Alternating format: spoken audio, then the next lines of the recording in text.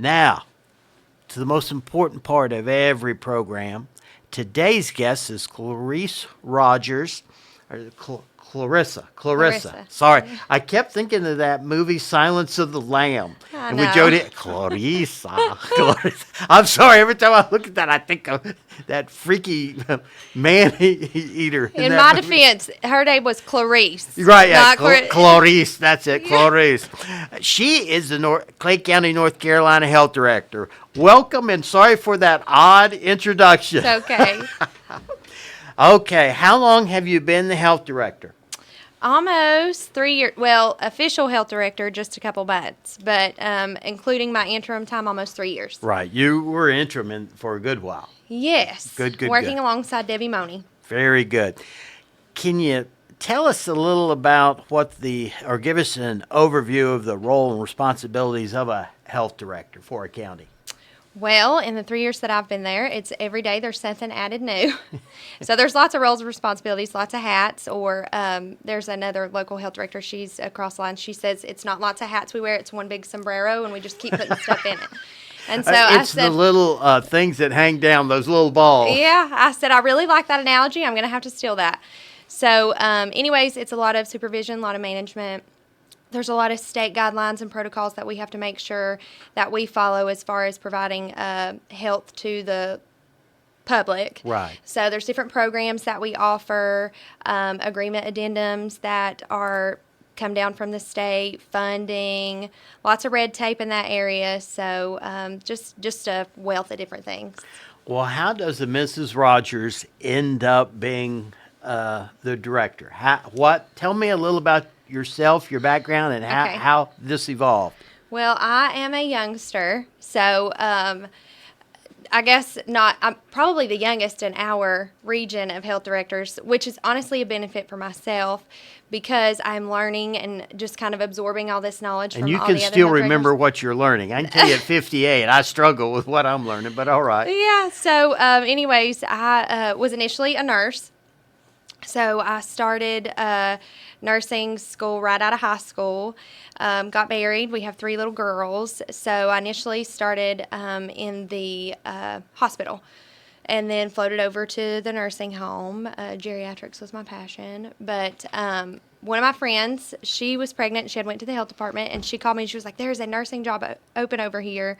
Get over here and apply. So I've been at the health department now 8 years. So that was 8 years ago.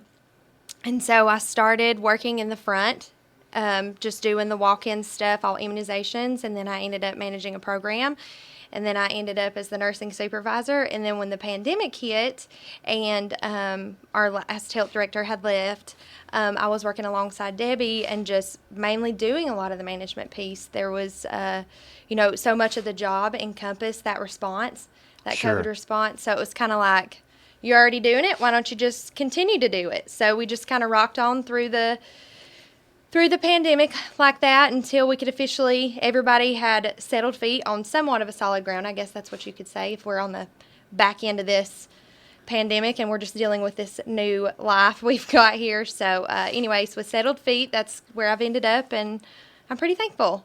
They always say if you want to hear God laugh, tell him your plans. Yes, that is the truth. I never thought I would end up in public health, let alone leading some public health, Right. responses. So it's been a wonderful learning experience. Debbie Money has a wealth of knowledge. She's been fantastic to work under. I really appreciate her. She's kind of took me underneath her wing, and she's like my work mama. So anyways, any questions I have, she's always there to respond. So it's Now, been great. Let's go back to when COVID first came about. Mm-hmm.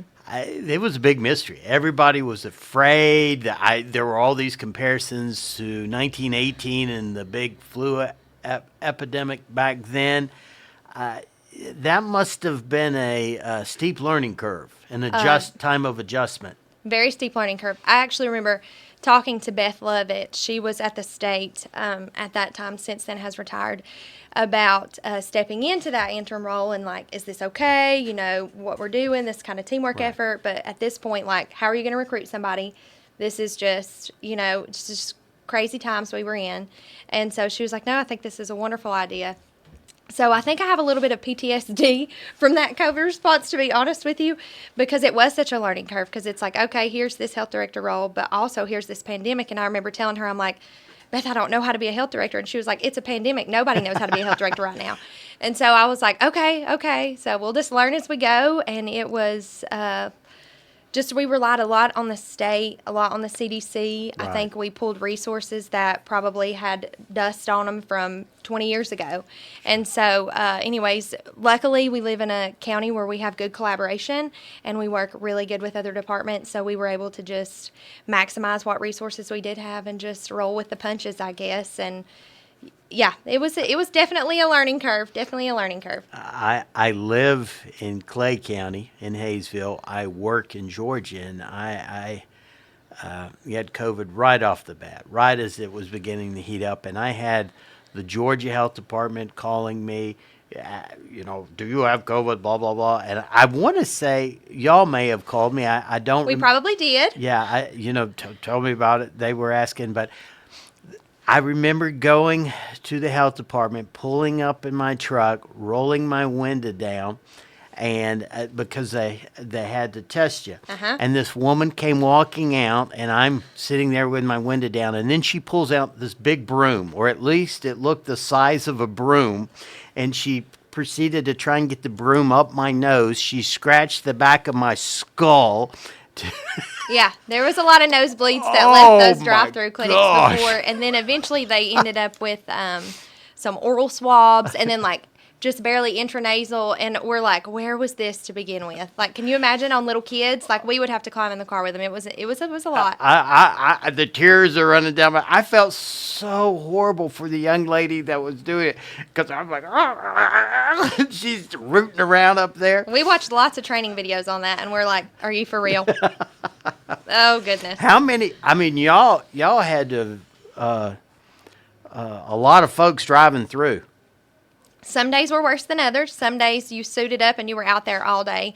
Especially, it got a little touchy in like the heated months, because we would be sweating and the gowns yeah. would be sticking to your skin, and so we could feel ourselves getting like frustrated at each other. You would be sweating so bad it's hard to clean your hands and then like slide on your gloves afterwards. But yeah, there was a lot. Those were good times. Good times. Well, we got really close as a staff, and I tell you what, there was a lot of guidance given out to the community, but I guess one of the hardest parts was if you tell somebody their kid cannot play football on Friday night, boy, did you develop an enemy. I can remember that. It was always that where we're like, no, they have to quarantine. Are you serious? Yeah, so anyways. I feel very blessed. For me, COVID was, I truthfully didn't realize I had COVID. I thought it was my annual allergies I get with the changing of the seasons.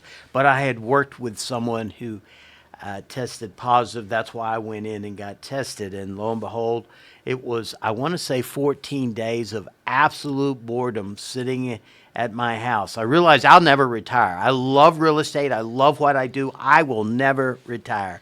All right. We've kind of covered COVID in depth. Tell us, where are we with COVID in our county now? A lot of it now is just syndrome and surveillance. So if you're sick, come in. We can test you. We'll give you your guidance. We actually have COVID boosters now as well at the health department.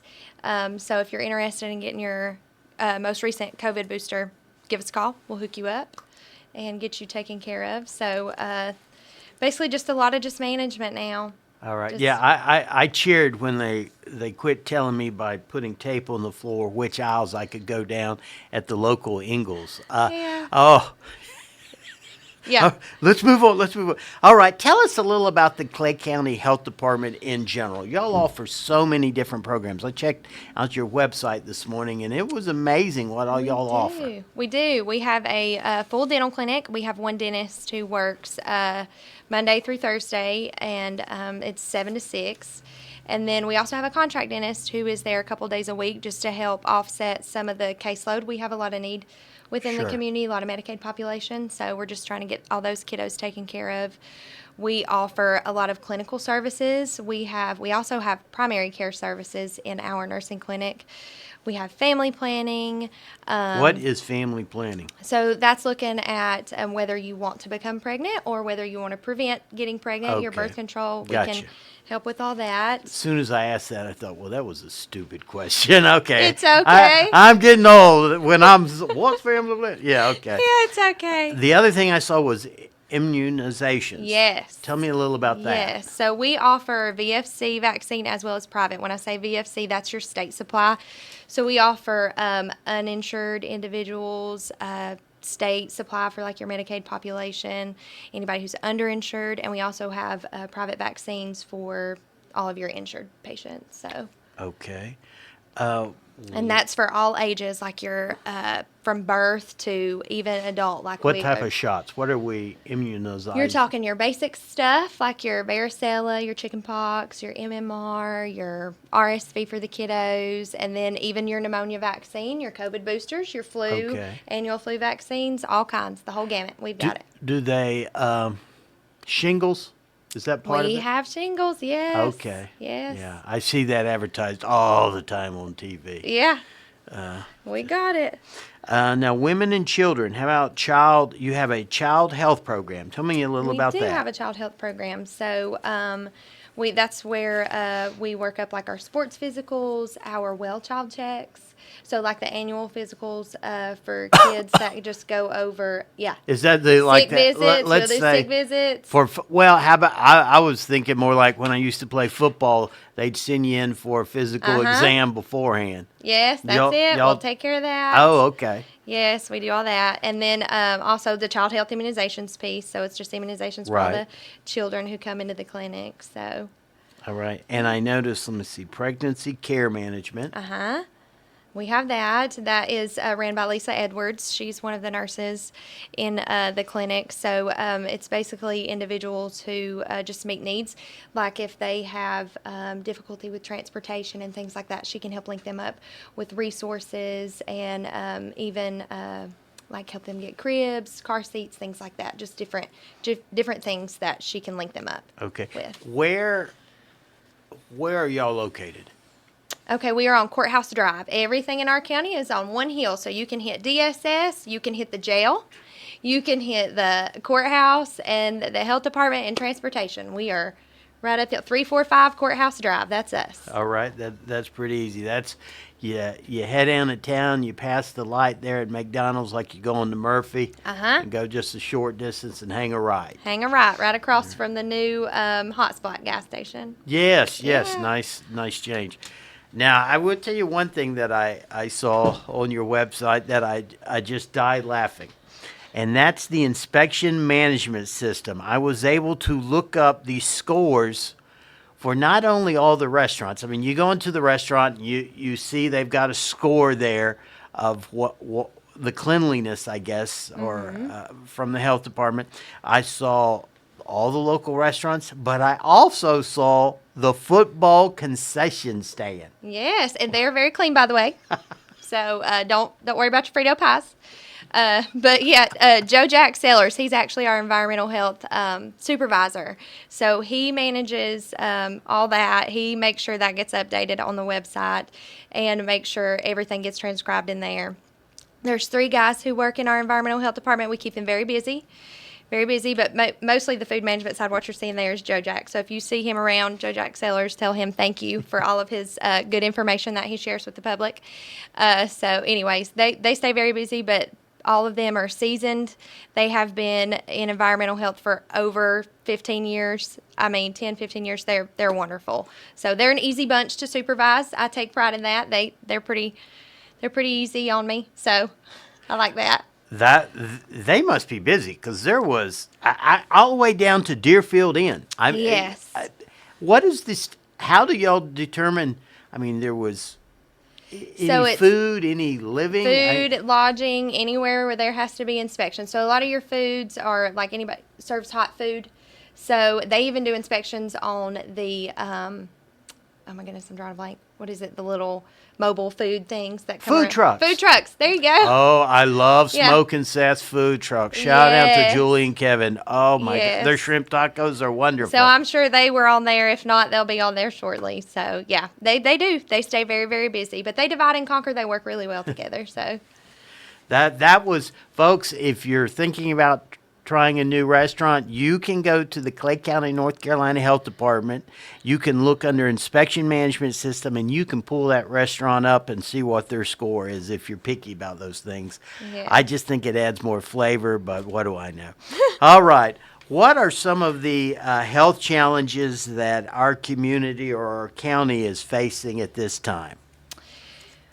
well, statistics look at, we always do a community health assessment, not annually, but anyways, and in that, one of the biggest things that we're trying to focus on is cancer prevention. We have really high rates of cancer Oh, wow. within, Clay County. So, and then also chronic diseases like your diabetes, your hypertension, and things like that. So we have some programs at the health department aimed at helping combat those issues. Like we had a grant that we used for funding for glucometers.